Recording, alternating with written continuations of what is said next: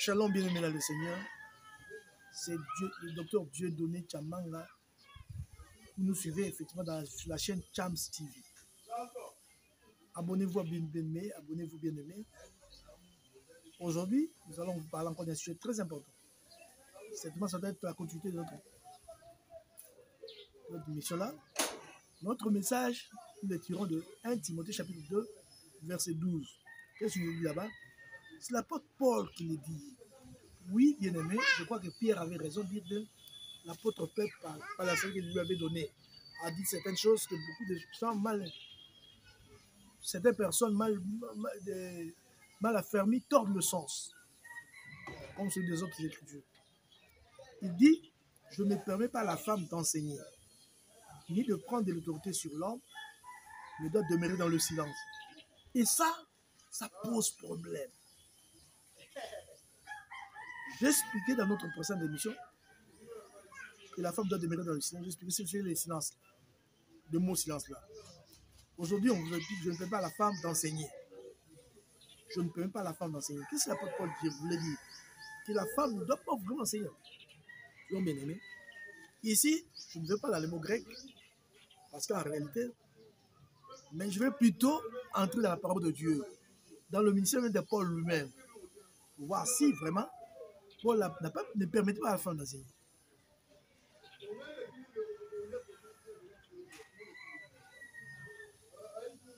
Le mot enseigner est à l'infinitif. À l'infinitif, c'est diskaïn, didaskein, et veut dire enseigner continuellement. Car il est ici fait référence à la maison, pas oublier. Paul voulait dire qu'une épouse doit contrôler ses paroles. Une épouse doit contrôler ses paroles vis-à-vis de son mari. Ne pas enseigner continuellement sans cesse son mari ou usurper sa position. La femme à la maison ne doit pas usurper la position de son mari. Elle doit être soumise, doit occuper sa place. Savoir que le mari, là, c'est le chef. Moi, je suis l'inférieur. Je suis le second. Je suis après lui, donc je dois me soumettre. Bien aimé, quand Paul dit, je ne peux pas à la femme d'enseigner, ça serait contradictoire. Si on le prend de cette façon-là, littéralement ce qu'il dit là, sans chercher à comprendre. Voyons, lisons de la parole de Dieu, voir combien de fois l'apôtre Paul insiste sur le ministère de la femme. Si vous lisez par exemple, l'apôtre Paul nous dit ici dans Actes chapitre 28, Acte 18, verset 26, il dit, les femmes peuvent enseigner avec leur mari, comme Priscille et Aquilas. Donc, apôtre Paul lui-même, l'apôtre Paul, avait connu Aquilas et Priscille. Il faisait le même métier. Bien aimé. Aquilas et Priscille, Priscille la femme, Aquilas son mari, enseignaient. Et l'apôtre Paul était là à prouver cela. Alors, si c'était ça, je crois que l'apôtre Paul n'allait pas s'attacher avec Priscille et Aquilas. Ça n'allait pas être parce qu'il allait aujourd'hui, il allait être en désaccord avec eux. Parce qu'Aquilas et Priscille enseignaient, les deux. Mais seulement l'apôtre Paul, leur enseignant, leur montrant comment faut-il enseigner, quelles sont les choses dont il devait parler. L'apôtre lui-même qu'on recommande, il dit aux femmes d'enseigner les jeunes femmes. Dans Tite chapitre 2, versets 4 à 5. Enseigner aux jeunes femmes, les jeunes femmes. Ça, c'est l'apôtre Paul qui recommande aux femmes d'enseigner les autres femmes, les jeunes femmes. Il ne s'arrête pas là-bas, il dit encore, dans 2 Timothée chapitre 1, verset 5, 2 Timothée chapitre 1, verset 5, il dit, il recommande aux femmes d'enseigner les enfants et la jeunesse. C'est l'apôtre Paul, non? Donc il dit aux enfants, aux femmes enseigner les enfants et la jeunesse, les enfants là. Donc c'est des garçons, non? Mais si c'était aujourd'hui, si vous étiez vous, la place de Paul, quand Aquilas et Priscille enseignaient, Priscille c'était la femme, non? Donc vous allez sortir de l'église, vous allez sortir. Parce que quand ils enseignaient dans les synagogues, Paul était là. Il voyait ça. Mais personne n'avait empêché à Priscille de parler. Personne en ce temps-là. Mais aujourd'hui, vous, vous mettez à la porte pour un... Si vous voyez c'est une femme, vous sortez. Vous dites aux gens de sortir. Vous dites qui vous? Plus spécial que l'apôtre Paul, bien plus spécial que les gens là. Ces juifs-là, c'était des juifs, comprenez bien. L'apôtre Paul,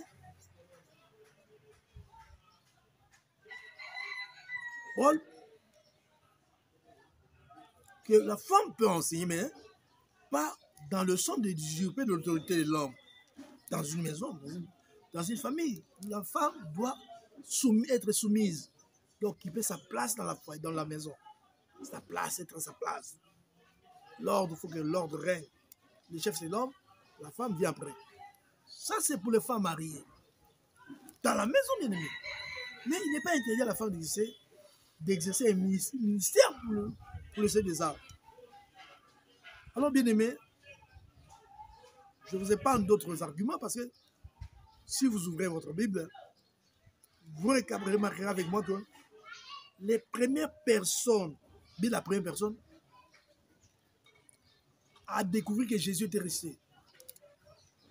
C'était qui? Et à qui est-ce que pour la première fois Jésus avait donné le message? Pas Jésus seulement, même les anges allaient dire à mes frères que je suis resté entre les morts. C'était une femme, non? Allait dire. Donc la femme elle était partie annoncer aux frères, aux apôtres. Les apôtres l'ont reçu facilement comme ça, sans problème. Ça crée des problèmes. Il leur annonçait que Jésus est ressuscité. Nous l'avons vu. Nous l'avons rencontré. Nous l'avons vu. J'ai failli même le toucher. Il m'a dit, ne me touche pas parce que je ne suis pas encore monté vers mon père. C'était une femme, non? Vous ne vous rappelez plus, bien aimé.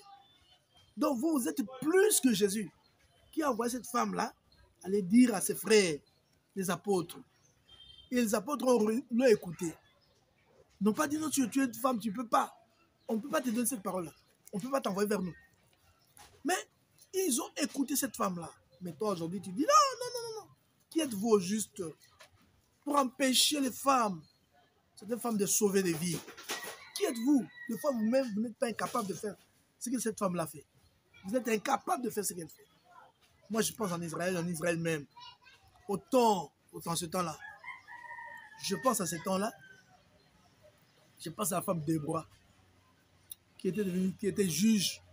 Mais pourquoi Dieu l'avait-il élevée comme juge en Israël? Dieu l'a élevée parce qu'il n'y avait pas d'homme. Il n'y avait pas d'homme. Aujourd'hui aussi, il y a des hommes qui se taisent, qui ne veulent rien dire. Mais il y a des femmes qui s'hasardent, qui osent prêcher la parole de Dieu pour le salut des âmes. Vous les empêchez pourquoi? Qui êtes-vous au juste? Oh, c'est l'apôtre Paul qui l'a dit. L'apôtre Paul n'a pas dit ça. Non, c'est du mensonge. Paul a dit silence, il a utilisé le mot Ézéchias. Il n'a pas utilisé le mot Sigé. Non. Parce qu'il y a deux mots, Ézéchias et Sigé. Sigé, quand il s'agit de fermer la bouche, Siga, quand il ferme la bouche, ne rien dire. Mais Ézéchias, c'est le calme. Vous laissez le calme. Donc, dans la maison. Parce qu'actuellement, là, vous savez, il y a aussi des femmes qui prennent l'autorité sur l'homme. Qui dictent leurs hommes. Non, fais ceci, fais cela. Non. Paul dit, c'est pas comme ça. C'est pas le cas de la femme dans cette terre. Donc, il y a des femmes qui usurpent l'autorité de l'homme.